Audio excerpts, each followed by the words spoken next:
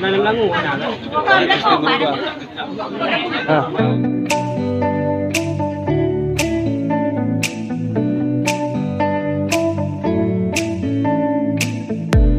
banjir hebat yang melanda Kabupaten Aceh Jaya beberapa waktu lalu, Bupati Teguh Irfan TB Sabtu 20 Oktober 2018 bersama unsur Forkopimda serta dinas terkait melakukan kunjungan ke beberapa titik lokasi yang terkena dampak banjir, diantaranya Kecamatan Pasir Raya dan Kecamatan Tenom.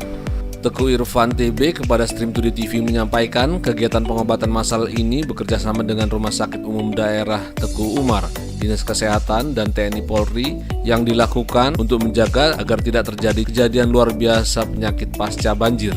Kegiatan pengobatan massal tersebut sekaligus monitoring Bupati dalam menyerap keluhan masyarakat korban banjir di 8 desa, 4 desa diantaranya di Kecamatan Tenom serta 4 desa lagi di Kecamatan Pasir Raya. Pemerintah Kabupaten Aceh Jaya juga melakukan penyaluran bantuan kepada 2 kecamatan pasca banjir, dilanjut ke kecamatan lainnya di Kabupaten Aceh Jaya. Sebelumnya, pemerintah Aceh Jaya telah melakukan penyaluran bantuan masa panik yang saat ini masih dalam status tanggap darurat banjir. Hari ini sesuai dengan koordinasi kami dengan Forkopimda, Pak Kapolres, Pak Dandim, kita adakan pengobatan massal. Ini kita lakukan pasca bencana banjir kemarin.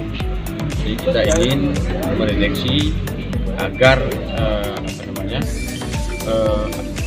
tidak terjadinya LB tidak luar biasa. Ini juga kita lakukan pengobatan ini. Jadi kami sudah berkeliling monitoring bersama dengan Forkopimda beserta dari Pak Tenom dan Pasir Raya. Kita adakan ada 8 titik. Nomor 4 di Pasir Raya. Jadi ini juga kolaborasi antara dinas kesehatan dengan Rumah Sakit Umum Teguh.